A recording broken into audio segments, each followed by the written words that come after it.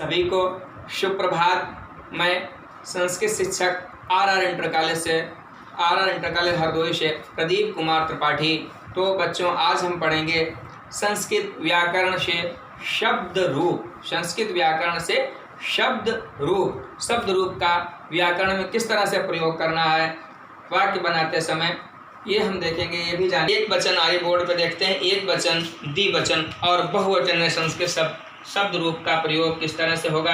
अगर कर्ता, हम अनुवाद जब बनाते हैं संस्कृत में, तो अगर देखते हैं कर्ता एक वचन है तो एक वचन के रूप का प्रयोग होगा, और कर्ता अगर दो हैं तो द्विवचन का प्रयोग, और दो से अधिक कितने भी हैं, तीन हैं, कितने भी हैं, तो वहाँ पर बहुवचन के रूप का प्रयोग होगा। तो इसलिए हम राम शब्द रूप राम शब्द के रूप पढ़ेंगे। शब्द रूप राम के पढ़ेंगे, और प्रथमा विभक्ति से लेकर संबोधन तक एक वचन, द्विवचन और बहुवचन में किस तरह से इन शब्द रूप का प्रयोग होना है ये समझेंगे, जानेंगे। तो देखिए, राम शब्द के रूप प्रथमा विभक्ति एक वचन में रामः रामौ, द्विवचन में रामौ रामः रामौ रामाः। इसी तरह द्वितीय विभक्ति में देखेंगे रामम रामौ और रामान, और तृतीय विभक्ति का रूप लिखेंगे रामेण रामाभ्याम रामैः,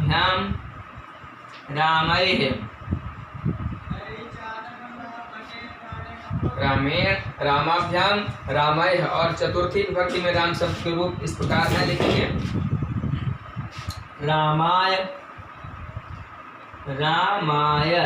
रामेभ्याम रामेभ्यः, रामाभ्याम यों का त्यों और रामेभ्यः। और पंचमी विभक्ति में राम शब्द के रूप रामात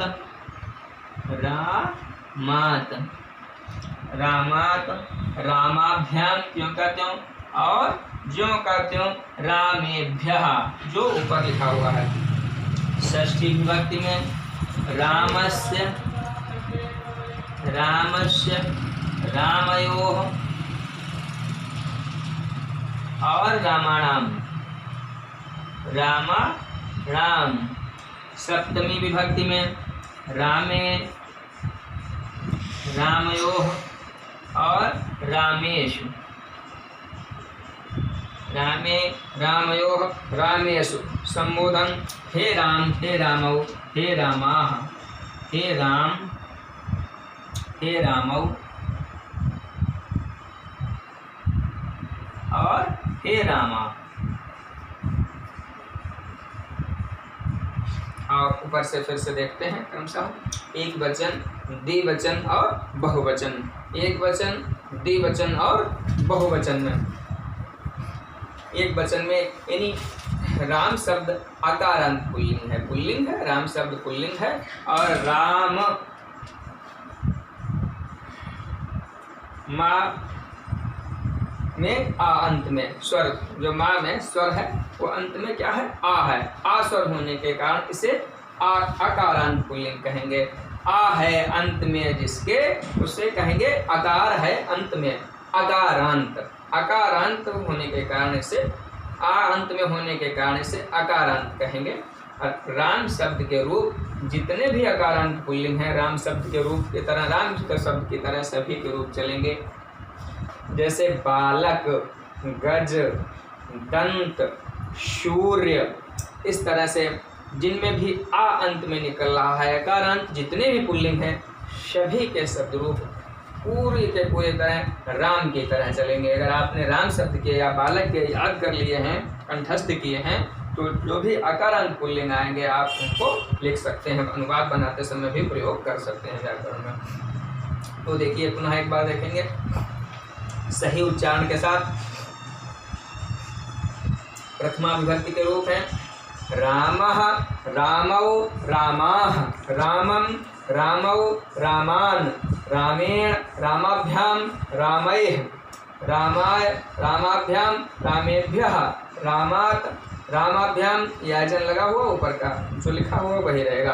रामाभ्याम रामेभ्यः, रामस्य रामयोः, रामाणाम, रामे सप्तमी विभक्ति में, रामे रामयोः रामेषु, और संबोधन में है हे राम, हे रामौ, हे रामाः। हाँ, अभी बच्चों आप पढ़ रहे थे राम शब्द के रूप, आकारांत पुल्लिंग में राम शब्द के रूप। अब हम अध्ययन करेंगे पुल्लिंग में ही हरि शब्द के रूप। हरि, ई है अंत में, हरि में ई, री, हरि, ई राधन ई न, ई है अंत में, इस कारण इसे इकारांत पुल्लिंग कहेंगे। इकारांत, ई है अंत में तो इकारांत, और पुल्लिंग शब्द है इसलिए पुल्लिंग। इकारांत पुल्लिंग शब्द के रूप पहले रूप लिख लेते हैं, फिर एक एक करके समझेंगे। इसी तरह से कोई भी इकारांत पुल्लिंग है, कवि, मुनि, कपि, गिर आदि शब्दों के रूप बिल्कुल जो कहते हो हरि की तरह चलेंगे, यानी जो पुल्लिंग भी शब्द हैं और जिनमें ई भी अंत में है, ऐसे शब्दों के रूप हरि शब्द की तरह जो कहते हो चलेंगे। आइए एक बार हम लिख लेते हैं पहले और फिर इसको समझते हैं। शब्द रूप का प्रयोग किस तरह से करना है ये भी समझना है। हरि शब्द के रूप की प्रथमा एक वचन में हरि ही, हरि ही, हरि, हरि, हरि और हर यह, हर यह, हरि हरि हरयः, और हरिम हरि हरिम, हरिम, हरिम हरि जो कहते हैं, और हरिण, हरिणा तृतीया विभक्ति में हरिणा, हरिणा, और तृतीया विभक्ति का द्विवचन हरिभ्याम, हरिणा हरिभ्याम, हरिणा हरिभ्याम हरिभिः, हरिणा हरिभ्याम हरिभिः, और चतुर्थी विभक्ति में हरये, चतुर्थी विभक्ति में हरये, हरिभ्याम जो कहते हो, और हरिभ्यः, हरये हरिभ्याम हरिभ्यः। और पंचमी विभक्ति का रूप इस प्रकार से लिखेंगे हरेः हरेः, और जो कहते हूँ हरिभ्याम और हरिभ्यः जो कहते हूँ। षष्ठी विभक्ति का रूप हरेः हर्योः, हर्योः, हर्योः, और हरिणाम, हरिणाम। और सप्तमी विभक्ति में हरौ, हरौ, हरौ, हर्योः जो कहता हूँ, और हरिषु, हरिषु। और संबोधन हे हरे, हे हरे, हे हरि, और हे हरयः। इस तरह से आओ ऊपर से देखते हैं एक बार पुनः सही उच्चारण के साथ, उच्चारण में अशुद्धि बिल्कुल ना होने पाए। प्रथमा विभक्ति का रूप है हरि हरि हरयः, हरि हरि हरयः, हरिम हरि हरीन, हरिम हरि हरीन। और तृतीया विभक्ति में है हरिणा हरिभ्याम हरिभिः, हरिणा हरिभ्याम हरिभिः। चतुर्थी विभक्ति का रूप इस प्रकार है हरये हरिभ्याम हरिभ्यः, हरये हरिभ्याम हरिभ्यः। पंचमी विभक्ति का रूप है हरेः हरिभ्याम, ऊपर जैसा है वैसा ही रहेगा, और ये हरिभ्यः चतुर्थी जैसा ही रहेगा। षष्ठी विभक्ति में रूप है एक वचन, द्विवचन, बहुवचन, तीनों वचनों में हरेः हर्योः हरिणाम, हरेः हर्योः हरिणाम। और सप्तमी विभक्ति में रूप है हरौ हर्योः हरिषु, हरौ हर्योः हरिषु। और संबोधन में हरि का शब्द रूप इस प्रकार से है हे हरे, हे हरि, हे हरयः। तो सही उच्चारण हमेशा सही उच्चारण के साथ आप बार बार पुनः पुनः अभ्यास करेंगे तो आपको स्वतः कंठस्थ हो जाएगा, अलग से कंठस्थ करने की आवश्यकता शायद नहीं पड़ेगी। पुनः पुनः मेरे साथ आप उच्चारण करिए। हरि हरि हरयः, हरिम हरि हरीन्, हरिणा हरिभ्याम हरिभिः, हरे हरिभ्याम हरिभ्यः, हरे हरिभ्याम हरिभ्यः, हरौ हर्यो हरिणाम, हरौ हर्यो हरिषु, हे हरे हे हरि हे हरयः। हाँ बच्चों, अभी हम पढ़ रहे थे शब्द रूप में राम शब्द के रूप अध्ययन किया। राम शब्द के अकारांत पुल्लिंग और एकारांत पुल्लिंग यानी हरि शब्द का, हरि शब्द के शब्द रूप ई है अंत में हरि में, इसलिए इसको एकारांत कहते हैं। तो एकारांत पुल्लिंग शब्द हरि के रूप पढ़े। अब हम पढ़ेंगे पुल्लिंग में ही उ है अंत में, उ अक्षर जिन शब्दों के अंत में आता है, अर्थात उकारांत पुल्लिंग गुरु शब्द के रूप। गुरु, गुरु आप जानते हैं, गुरु शिक्षक, आपके जो गुरु आपको पढ़ाते हैं वो भी गुरु हैं, गुरु शब्द के। और रा में उ अंत में है, रा के पश्चात स्वर छिपा हुआ है, अतः ये जो है उकारांत पुल्लिंग है। क्या है? उकारांत पुल्लिंग है। तो आइए हम बोर्ड पर लिखते हैं, सभी साथ नोट कर लें, फिर हम इनको समझाते हैं किस तरह से प्रयोग करना, शब्द रूप का कहाँ पर प्रयोग करना है, कैसे प्रयोग करना है। एक बार लिखिए प्रथमा विभक्ति से लेकर संबोधन तक। तो देखिए गुरु हो, प्रथमा में एक वचन, प्रथमा विभक्ति एक वचन का रूप है गुरु हो। गुरु हो, गुरु और गुरवाहा बहुवचन में है गुरवाहा। गुरु हो, गुरु गुरवाहा, गुरुम गुरु गुरुन, गुरुम और गुरु बढ़ाओ, गुरुम गुरु गुरून, गुरून। और तृतीया विभक्ति में रूप है गुरुणा गुरुभ्याम, गुरुणा गुरुभ्याम, गुरुभ्याम और गुरुभिः, गुरुभिः। और चतुर्थी विभक्ति का रूप है गुरुवे गुरुभ्याम गुरुभ्यः, गुरुवे चतुर्थी विभक्ति में गुरुभ्याम यूँ करते हूँ और गुरुभ्यः, गुरुभ्यः। पंचमी विभक्ति का रूप है गुरोः गुरुभ्याम गुरुभ्यः, गुरोः यूँ कहते हैं गुरुभ्याम और गुरुभ्यः। षष्ठी विभक्ति में रूप है गुरोः गुरोः,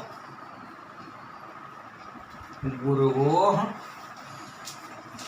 गुरुवोः और गुरुणाम, गुरुणाम। और सप्तमी विभक्ति में गुरु शब्द के रूप में गुरोः, गुरोः और गुरुवोः और गुरुषु, गुरुषु। हे गुरु संबोधन में है, हे गुरु, हे गुरु और हे गुरवाः।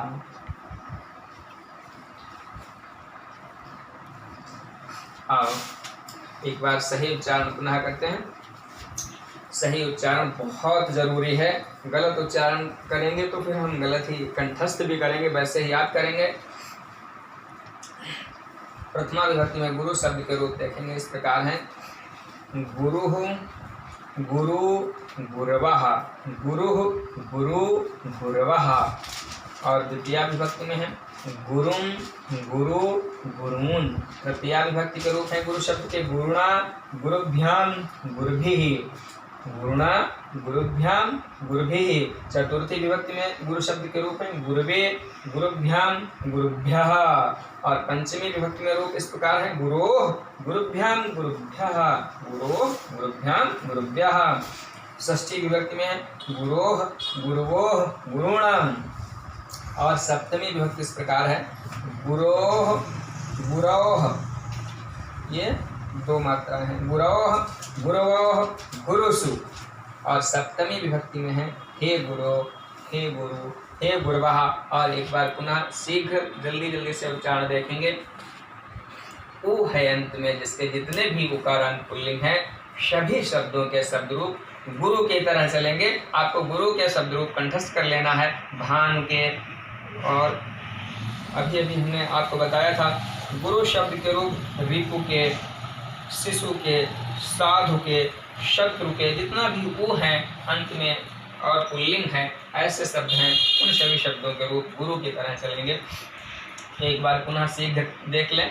गुरु गुरु गुरुवः, गुरुं गुरु गुरून्, गुरुणा गुरुभ्यां गुरुभिः, गुरुवे गुरुभ्यां गुरुभ्यः, गुरोः गुरुभ्यां गुरुभ्यः, गुरोः गुरुवोः गुरूणां, गुरोः गुरुवोः गुरुस्, हे गुरु हे गुरु हे गुरुवा। अभी तक हम पढ़ रहे थे शब्द रूप पुल्लिंग शब्द रूप, पुल्लिंग शब्दों के राम शब्द के, गुरु शब्द के और हरि शब्द के रूप अभी हम पढ़ रहे थे। अब हम पढ़ेंगे स्त्रीलिंग में, स्त्रीलिंगवाची शब्दों के शब्द रूप। स्त्रीलिंग में रमा शब्द के रूप, शब्द रूप रमा, रमा शब्द के रूप, और रमा मा धन आ, मा धन दीर्घ आ, बड़ा आ, अतः आकारांत आ है अंत में, जिसके ऐसे शब्दों को हम आकारांत कहेंगे। आकारांत आ है अंत में, आकारांत, और स्त्रीलिंग है तो आकारांत स्त्रीलिंग। जिस प्रकार हमने पुल्लिंग शब्दों के रूप पढ़े इसी तरह से अध्ययन किया, इसी तरह स्त्रीलिंग शब्दों का, स्त्रीलिंग शब्द रूप का अध्ययन करेंगे, शब्दों के रूप का अध्ययन करेंगे। अगर हमारा अनुवाद बनाते समय कर्ता सब्जेक्ट स्त्रीलिंगवाची है तो हम इस तरह से स्त्रीलिंग शब्दों का, शब्द रूपों का प्रयोग करेंगे एक वचन, द्विवचन और बहुवचन में। और अगर हमारा कर्ता अनुवाद बनाते समय देखेंगे कि सब्जेक्ट वह वाक्य का कर्ता पुल्लिंग है तो पुल्लिंग शब्द के रूप का प्रयोग होगा। तो देखिए प्रथमा से लेकर के संबोधन, प्रथमा द्वितीय तृतीय विभक्ति विशेष लेकर के संबोधन तक रमा शब्द के रूप इस प्रकार से हैं। और आ, जिन शब्दों के अंत में स्त्रीलिंगवाची हो और अगर आ आता है ऐसे सभी शब्दों के रूप रमा शब्द की तरह ही चलेंगे। अर्थात हमें रमा शब्द के रूप अगर याद है, कंठस्थ हैं, तो जितने भी आकारांत स्त्रीलिंग रूप है जैसे लता, बाला, ललना, कन्या, निशा इत्यादि रूप के शब्द रूप रमा की तरह चलेंगे। देखिए प्रथमा विभक्ति में रमा शब्द के रूप इस प्रकार हैं। रमा, रमे, रमा, रमा, रमे, रमाः, रमां, रमे, रमाः, रमां, रमे, रमाः। तृतीय विभक्ति में है रमया, रमाभ्यां, रमाभिः, रमया, रमाभ्यां, रमाभिः। चतुर्थी में रमाय, रमाभ्यां, रमाभ्यः। पंचमी विभक्ति में है रमाया, रमया, रमाभ्यां, रमाभ्यः। षष्ठी विभक्ति का रूप है रामाया, रमयोः, रामाणाम्। सप्तमी विभक्ति में रूप है रामायां, रमयोः, रमायां, रमयोः, रमाशु। और संबोधन में रमा शब्द का रूप है हे रमा, हे रमे, हे रमाः, हे रमे, हे रमे और हे रमाः। एक बार हम फिर जल्दी से पढ़ेंगे और पुनः जब शुद्ध उच्चारण करते जाएंगे, पढ़ेंगे तो कंठस्थ भी हो जाएंगे, हमें आसानी होगी कंठस्थ करने में। शब्द रूप रमा शब्द के पुनः देखेंगे सही उच्चारण के साथ। रमा प्रथमा विभक्ति में रूप है रमा, रमी, रमाः। क्या है, फिर से उच्चारण करेंगे रमा, रमे, रमाः। उच्चारण में अशुद्धि ना होने पाए ये विशेष ध्यान रखने की आवश्यकता है। और पुनः प्लीज एक बार पढ़िए, उच्चारण स्पष्ट जैसा मैं बोलता हूँ मेरे उच्चारण के साथ, मेरे बोलने के साथ आप बोलिए, मेरे साथ साथ बोलेंगे, शायद त्रुटि होने की संभावना बहुत कम हो जाएगी। देखिए प्रथमा विभक्ति में रमा शब्द के रूप है, ये रमा आकारांत स्त्रीलिंग है, जैसा कि मैं बार बार बता चुका हूँ। आकारांत स्त्रीलिंग जितने भी शब्द हैं उन सभी शब्दों के रूप लता, निशा, बाला, ललना, कन्या, निशा जो भी इस तरह से हैं आ निकलता है अंत में ऐसे शब्दों के रूप और स्त्रीलिंगवाची हैं सभी के रूप रमा की तरह चलेंगे। पुनः सभी रूप आपको कंठस्थ करने की शायद आवश्यकता नहीं होगी। तो देखिए प्रथमा विभक्ति में रमा, रमी, रमाः। उच्चारण पर बहुत ध्यान दें। रमा, रमी, रमाः, रमया, रमाभ्याम रमाभिः रमया रमाभ्याम रमाभिः। शीघ्रता की आवश्यकता नहीं, उच्चारण पर बहुत ध्यान दें।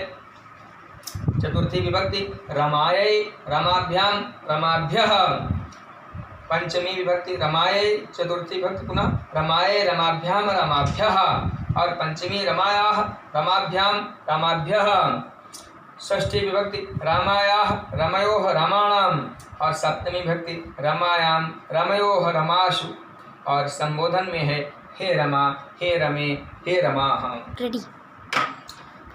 अभी तक हम बच्चों पढ़ रहे थे। अभी पहले पुल्लिंग शब्दों के रूप पढ़े।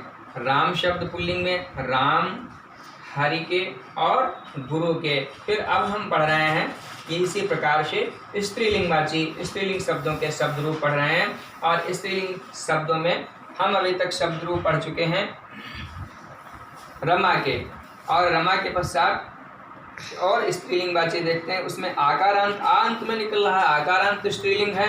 और ये अब हम मति शब्द के बोर्ड पर आए, देखते हैं मति शब्द के शब्द रूप हैं मति। ये स्त्रीलिंगवाची है मति, मति मतलब बुद्धि। मति शब्द के रूप पढ़ेंगे। और क्योंकि ता में ती में ता धन ई निकल रहा है, ई स्वर छिपा हुआ है। प्रत्येक व्यंजन में यदि वो शुद्ध व्यंजन नहीं है, कोई न कोई स्वर अवश्य छिपा हुआ रहता है। और इसमें मति ता में ई छिपा हुआ है, तो ये एकारांत ई है अंत में, जिसके ऐसा स्त्रीलिंगवाची शब्द है। इकारांत स्त्रीलिंगवाची शब्द कहेंगे। जितने भी इकारांत स्त्रीलिंग शब्द हैं, जितने भी जिनमें ई निकलता है और स्त्रीलिंगवाची शब्द हैं, वे सभी के सभी मति शब्द की तरह बिल्कुल ज्यों के त्यों सभी रूप चलेंगे। जैसे उदाहरण के लिए आप देखेंगे बुद्धि, मति, बुद्धि, गति, भक्ति शब्द रूप स्त्रीलिंगवाची भी हैं और ई भी अंत में है इनके। तो इस तरह से सभी रूप भक्ति के भी, गति के भी, बुद्धि के भी आदि शब्द रूप शब्दों के रूप मति शब्द की तरह ही यथावत चलेंगे। तो आइए मति शब्द के रूप हम एक वचन, द्विवचन, बहुवचन कर्ताओं के साथ प्रथमा विभक्ति से लेकर द्वितीया, तृतीया, चतुर्थी, पंचमी, षष्ठी, सप्तमी और संबोधन में पढ़ेंगे। लिखा हुआ है बोर्ड पर, आपको दिख रहा है। और हम आपके साथ शुद्ध उच्चारण करेंगे, हमारे साथ आप भी बोलेंगे। हम सभी शुद्ध उच्चारण के लिए रूप इस तरह से है, लिख लीजिए चाहे तो पहले, और फिर उच्चारण करते हैं। मति मति मतयः।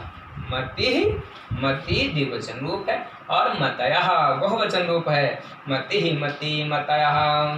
मतिम मति मतीन शब्द रूप द्वितीय विभक्ति में है। मतिम मति मतीन, और तृतीया में मतिना भी है और मत्या शब्द भी बनता है। तो मत्या मतिभ्याम मतिभिः। मत्या किसी किसी पुस्तकों में मतना भी मिलता है और मत्या भी कुछ पुस्तकों में प्रायः प्राप्त होता है। मत्या मतिभ्याम मतिभिः ये तृतीय विभक्ति के रूप है। मत्यै मतिभ्याम ज्यों का त्यों मतिभ्यः। और चतुर्थी विभक्ति में मत्यै मतिभ्याम मतिभ्यः। पंचमी में मत्या मतिभ्याम मतिभ्यः। षष्ठी विभक्ति में रूप है षष्ठी विभक्ति मत्याः मत्योः मतीनां। सप्तमी मतयोः मतोः मत्योः मतिषु। मतोः मत्योः मतिषु। और संबोधन में है हे मते हे मति, और छूट गया था हे मतयः हे मतयः। तो लिख लिया आपने सभी बच्चों। और इसके पश्चात आप एक बार हमारे साथ शुद्ध उच्चारण करेंगे। उच्चारण पर विशेष सावधानी बरतेंगे, उच्चारण गलत नहीं होना चाहिए। मति मति मतयः। मतिम मति मतीन। मत्या मतिभ्याम मतिभिः। मत्यै मतिभ्याम मतिभ्यः। मत्या मत्यै मतिभ्याम मतिभ्यः। मत्याः मतिभ्याम मतिभ्यः। मत्याः मत्योः मतीनां। मतौः मत्याः मत्योः मतीनां। मतौः मत्योः मतिषु। हे मते हे मति हे मतयः। रेडी। अभी तक बच्चों हम पढ़ रहे थे अभी पुल्लिंग शब्द के रूप, पुल्लिंग में आपने पढ़ा है राम शब्द के रूप, हरि शब्द के रूप और गुरु शब्द के रूप। स्त्रीलिंग में स्त्रीलिंग शब्दों के रूप आपने पढ़े आकारांत स्त्रीलिंग, आकारांत स्त्रीलिंग में आपने पढ़ा, स्त्रीलिंग में पढ़ा है हमने रमा शब्द के रूप आकारांत में, मध्य शब्द के रूप, और अब वाच, वाच शब्द के, वाच शब्द अर्थात वाक यानी वाणी शब्द के रूप, तो वाच, वाच शब्द आगे बोर्ड पर देखते हैं, वाच शब्द के रूप पढ़ेंगे। ये स्त्रीलिंगवाची शब्द है वाणी, वाणी बोलना जो हम बोलते हैं। तो चाशुत है, अच है अंत में जिसके, ऐसे स्त्रीलिंगवाची शब्दों के सभी शब्दों के रूप वाच शब्द की तरह चलेंगे। एक बार कापी पर अपनी उत्तर पुस्तिका पर लिख लीजिए, उसके पश्चात हमारे साथ उच्चारण करेंगे, सही से समझ में आ जाएगा और आप कंठस्थ कर सकेंगे। एक वचन, द्विवचन और बहुवचन में, एक वचन, द्विवचन और बहुवचन में वाच शब्द के रूप, तो प्रथमा विभक्ति, द्वितीया, तृतीया, चतुर्थी, पंचमी, षष्ठी, सप्तमी और संबोधन सभी विभक्तियों में वाच शब्द के रूप आप पढ़ेंगे। वाक, वाचौ, वाचा, प्रथमा विभक्ति में वाक, वाचौ, वाचा लिख लीजिए। वाचम द्वितीय विभक्ति में वाचम, वाचौ, वाचा। तृतीय विभक्ति में वाचा, वाग्भ्याम और वाग्भी, वाग्भी। चतुर्थी विभक्ति में वाच शब्द के रूप है वाचे, वाचभ्याम, वाग्भ्यः। चतुर्थी विभक्ति में वाक शब्द के रूप हैं, वाक शब्द के रूप हैं वाचे, वाग्भ्याम, वाग्भ्यः। और इसी तरह पंचमी विभक्ति में वाक शब्द के रूप हैं वाचः, वाग्भ्याम, वाग्भ्यः, वाचः, वाग्भ्याम, वाग्भ्यः। षष्ठी विभक्ति में वाच शब्द के रूप हैं वाचः, वाचोः, वाचाम, वाचः, वाचो, वाचाम।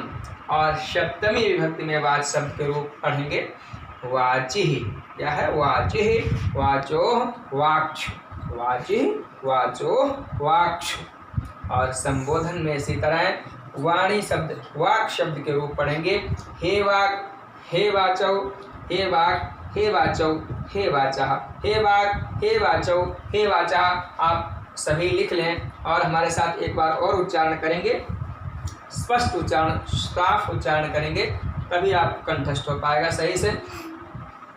देखिए एक बार शीघ्रता से पढ़ते हैं सही उच्चारण के साथ। वाक, वाचौ, वाचः, वाक, वाचौ, वाचः।